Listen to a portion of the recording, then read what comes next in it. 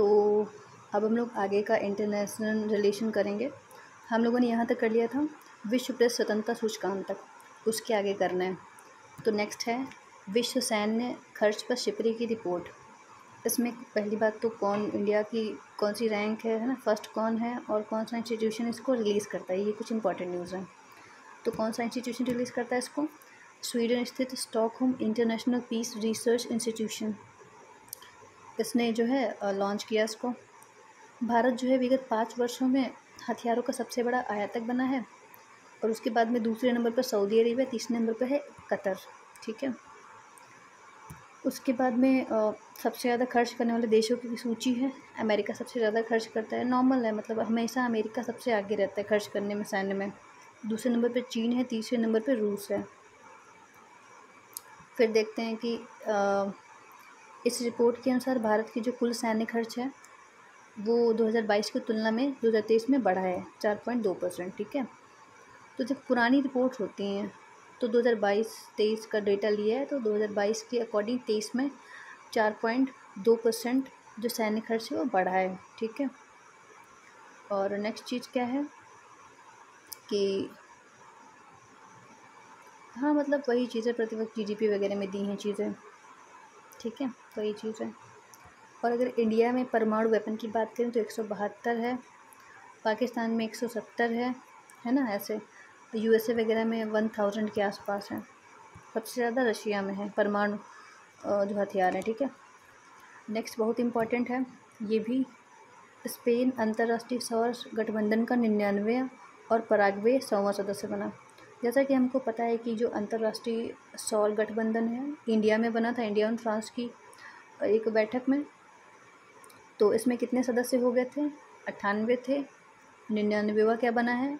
Spain, और Paraguay जो बना है 100वां बना है। पराग्वे जो है वो साउथ अमेरिका का कंट्री है।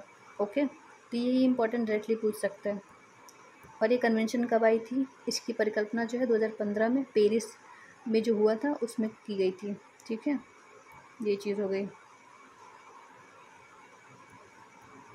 और गुरुग्राम में जो है इसका हेडक्वार्टर है, इंडिया के गुरुग्राम में हेडक्वार्टर है इंटरनेशनल सोलर अलायंस का। ठीक है, अंतर्राष्ट्रीय सौर गठबंधन का।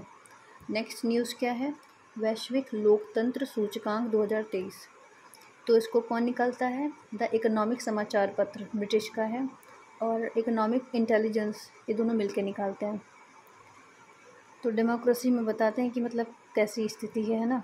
वैश्विक सूचकांक स्कोर जो है वो गिर गया है, 5.23 गिर गया है। डेमोक्रेसी जो है, डेमोक्रेसी में कौन कौन सी चीज़ें आती हैं? लोगों को, मतलब मेन जो पावर है वो लोगों के हाथ में रहे, है ना, we the people of India है ना हमारे में। तो डेमोक्रेसी का मतलब ये है, तो वो घट गया है थोड़ा, लोगों की जो स्वतंत्रता है वो घट गई है। वैश्विक सूचकांक स्कोर गिरकर 5.23 हो गया है। रिपोर्ट में दावा किया गया है कि दुनिया की सिर्फ 8% जो आबादी है वो ऐसे देशों में रहती है जहाँ पूर्ण लोकतंत्र है। अदरवाइज़ मोस्टली मतलब 40% जो आबादी है वो तानाशाही में जी रही है। देखो, नॉर्मली चाइना हो गई, रशिया हो गई, है ना, ये बड़ी बड़ी कंट्रीज, बाकी बहुत सी छोटी छोटी कंट्रीज़ हैं, मोस्टली मुस्लिम कंट्रीज़ जो हैं, ईरान वगैरह, है ना, ये सारी समझ लो तानाशाही में ही तो जी रही हैं। इंडिया का कौन सा स्थान है? तो 41वां।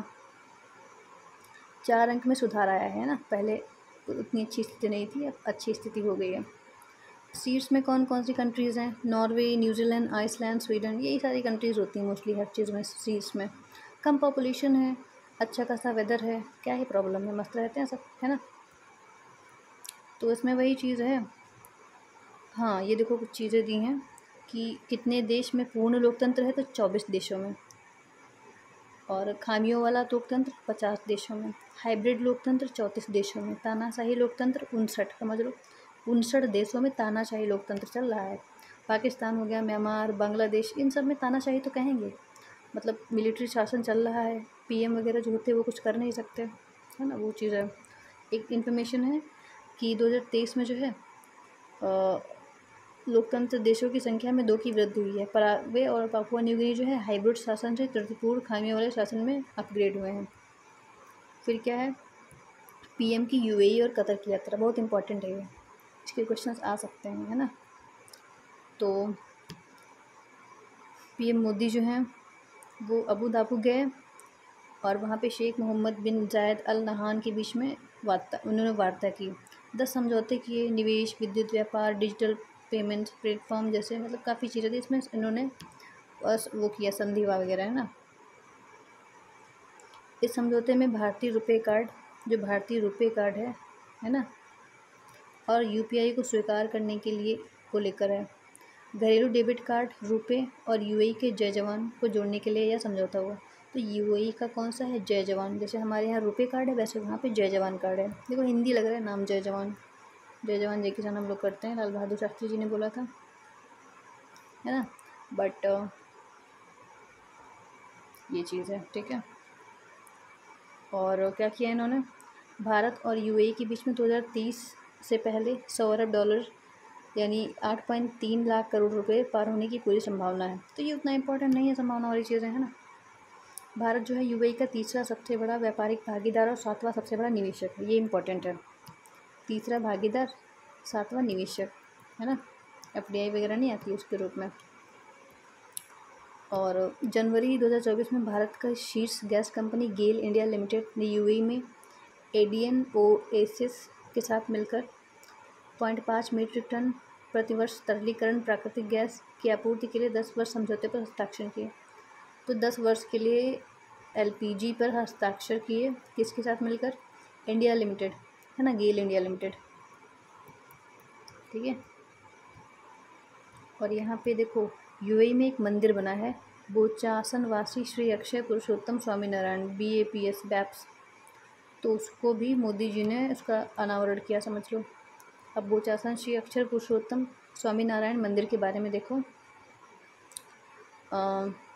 ये अबू धाबी शेख जायद हाईवे पर अल रहबा के समीप बना है और राष्ट्रपति ने दान में इनको ज़मीन दी थी। ये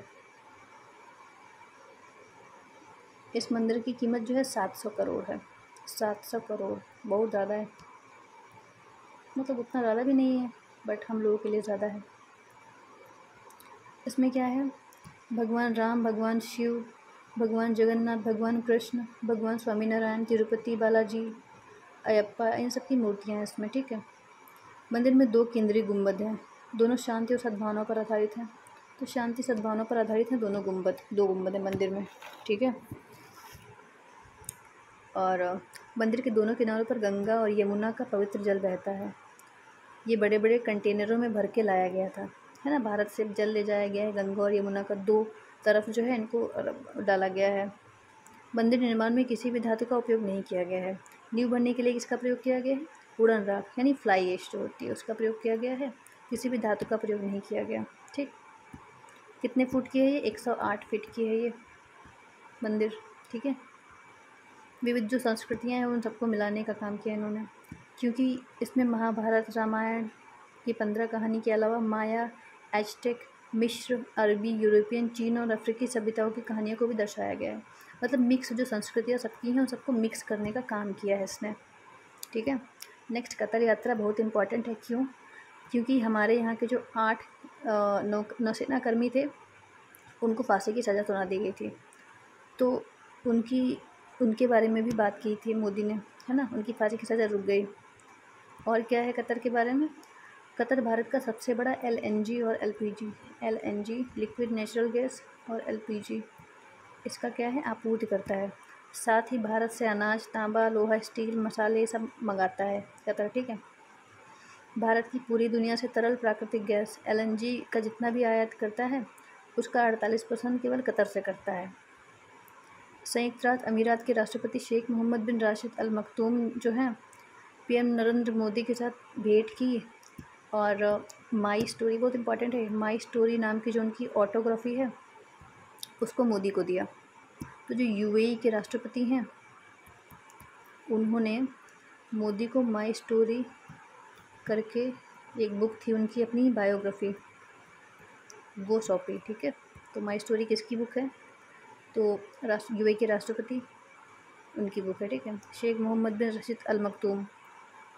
फिर वर्ल्ड गवर्नमेंट समिट हुई थी 2024 में, अपनी यूएई यात्रा के दौरान दुबई में आयोजित वर्ल्ड गवर्नमेंट समिट जो है उसमें भी हिस्सा लिया था मोदी जी ने। सऊदी अरब ने भारत को सरकारी सेवाओं कृत्रिम बुद्धिमत्ता का उपयोग करने के लिए कृत्रिम बुद्धिमत्ता श्रेणी की गवर्नमेंट टेक पुरस्कार से सम्मानित किया। तो सऊदी अरब ने कृत्रिम बुद्धिमत्ता के टेक पुरस्कार से सम्मानित किया किसको? इंडिया को, ठीक है। और समिट के दौरान भारत के सड़क परिवहन और राजमार्ग मंत्रालय के एआई पर आधारित परियोजना इरास्ते का उल्लेख किया गया, जो सड़क सुरक्षा के बारे में जागरूकता फैलाने का कार्य करती है। इस परियोजना का उद्देश्य एआई के माध्यम से सड़क सुरक्षा इंजीनियरिंग में इनोवेशन को बढ़ावा देना है, ठीक है। नेक्स्ट न्यूज़ क्या है? ऑस्ट्रेलिया के पर्थ में 7वां हिंद महासागर सम्मेलन, ठीक है। तो हिंद महासागर सम्मेलन भी होता है, कहाँ पे हुआ इस बार? ऑस्ट्रिया के पर्थ में। पर्थ एक शहर है ऑस्ट्रेलिया का, ठीक है। इसमें बस इतना याद रखना है और इसकी जो थीम है वो याद रखनी है, स्थिर और टिकाऊ हिंद महासागर की ओर, ठीक है। ये इसकी क्या है? मेन इसका मोटो है। फिर नेक्स्ट न्यूज़ क्या है? ट्रांसपेरेंट इंटरनेशनल की भ्रष्टाचार धारणा सूचकांक 2023। ट्रांसपेरेंट इंटरनेशनल, ट्रांसपेरेंट का मतलब होता है आर पार दिखना। तो जब भ्रष्टाचार होगा तो आर पार नहीं दिखेगा, इसलिए ट्रांसपेरेंट इंटरनेशनल नाम का ये बना ऑर्गेनाइजेशन, ताकि आर पार देखा जा सके भ्रष्टाचार के, है ना। इसमें भारत जो है 8 स्थान नीचे फिसल कर 93 स्थान पे आ गया है, ठीक है। 2022 में कितना था? 85, इस बार 93 हो गया है। इस रैंकिंग में 0 से 100 तक के पैमाने का उपयोग किया जाता है। अगर 0 है, देखो नॉर्मली क्या होता है पैमाने में? 0 ख़राब होता है और आगे 100 या जो भी होता है वो ज़्यादा होता है। यहाँ पे उल्टा है, अगर 0 रैंकिंग है तो सबसे ज़्यादा भ्रष्ट है, 100 है तो सबसे कम भ्रष्ट। 1 मिनट, हाँ तो ये इसमें भी है, सॉरी, हाँ ओके। अगर 0 है तो सबसे ज़्यादा भ्रष्ट है, 100 है तो ईमानदार है, ठीक है। ये चलता है इसमें, 100 तक है। इस सूचकांक में जो है डेनमार्क सबसे आगे है। डेनमार्क में सबसे कम भ्रष्टाचार होता है, मतलब, ठीक है।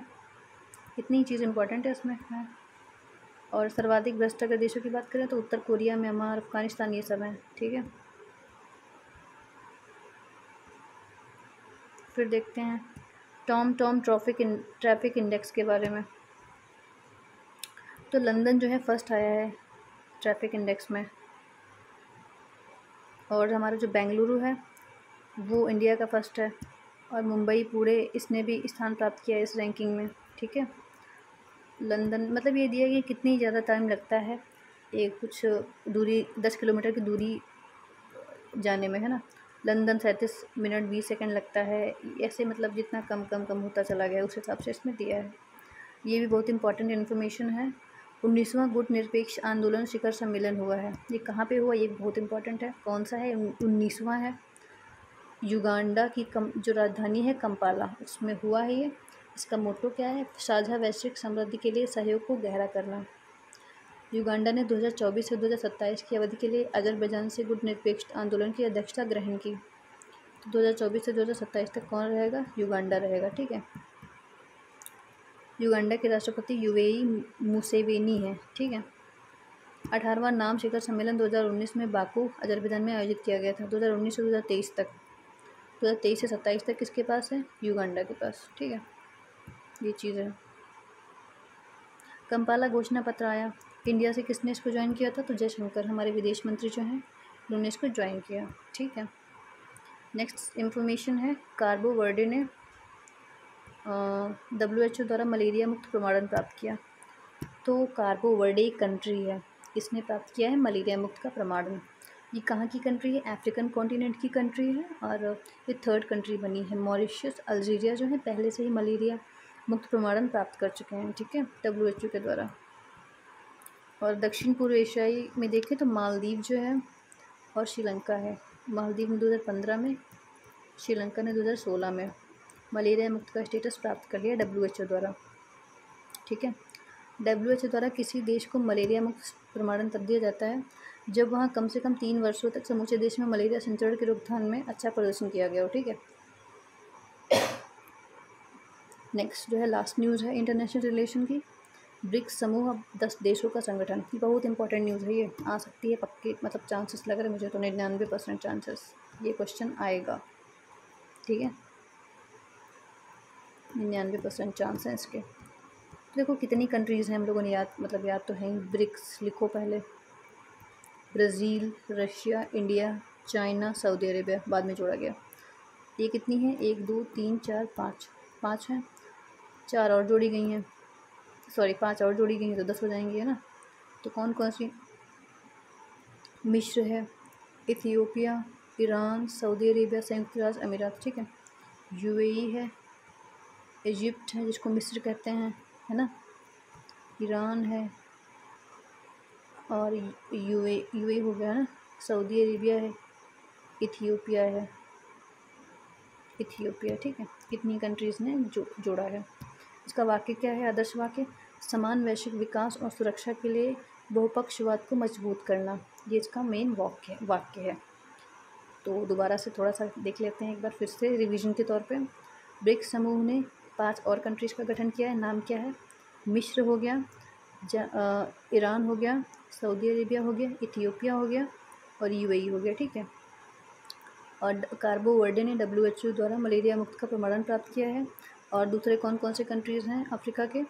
तो वो हैं अल्जीरिया और मॉरिशस। दक्षिण एशिया की कौन कौन सी कंट्री हैं? तो मालदीव है और कौन सी है? ये श्रीलंका है, ठीक है।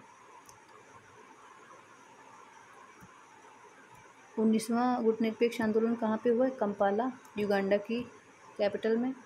और इसका मेन जो वाक्य क्या है? साझा वैश्विक समृद्धि के लिए सहयोग को गहरा करना। अजरबैजान से लिया है किसने? युगांडा ने। इंडिया की तरफ से किसने पार्टिसिपेट किया? जयशंकर प्रसाद ने, जो हमारे विदेश मंत्री हैं। फिर टॉम ट्रैफिक इंडेक्स रिपोर्ट में फर्स्ट कौन है? लंदन है हमारा, बेंगलुरु भी है, मुंबई पुणे ये भी है इसमें, ठीक है। उसके बाद में देखते हैं हम लोग नेक्स्ट न्यूज़ है ट्रांसपेरेंसी इंटरनेशनल की भ्रष्टाचार रिपोर्ट। इंडिया जो है 93 नंबर पे है भ्रष्टाचार में।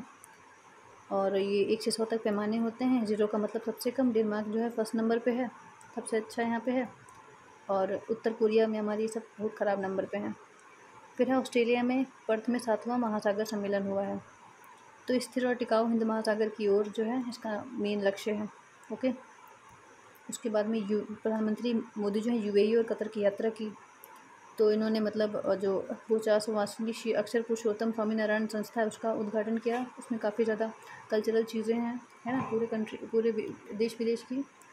और जो रुपये है इंडिया का, जो जय जवान यूएई का है, उनके भी समझौता हुआ है, ठीक है। और ये मंदिर 108 चौड़ा है, सॉरी लंबा है। और कतर की यात्रा में क्या, जो 8 हमारे नौसैनिक जो थे उनको फांसी की सज़ा सुनानी थी, उसके बारे में बात की इन्होंने। और बताया कि मतलब फर्स्ट जो है वो LNG में फर्स्ट है, कतर जो बेचता है इंडिया को, है ना। इस टाइप से चीज़ें दी हैं। स्पेन अंतर्राष्ट्रीय सौर गठबंधन का 99वां और पराग्वे 100वां सदस्य बना, ये देख लिया हम लोगों ने। वैश्विक लोकतंत्र सूचकांक देख लिया। द इकोनॉमिक्स और इकोनॉमिक इंटेलिजेंस ने इसको बनाया है, ठीक है। हमारा कौन सा स्थान है? 41वां स्थान है, ठीक है। तो ये चीज़ें हो गई। सबसे पहला कौन सा है? सबसे पहला इसमें दिया है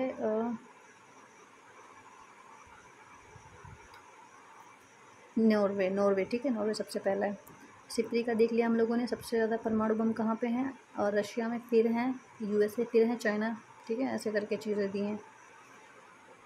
सिपरी का मतलब है स्वीडन स्थित Stockholm International Peace Research Institution, ठीक है। सो अब हम लोगों ने अपना पूरा इंटरनेशनल रिलेशंस कंप्लीट कर लिया है घटनासार का। नेक्स्ट टॉपिक हम लोग पढ़ेंगे यूपी से रिलेटेड या फिर कोई और, ठीक है। जय हिंद।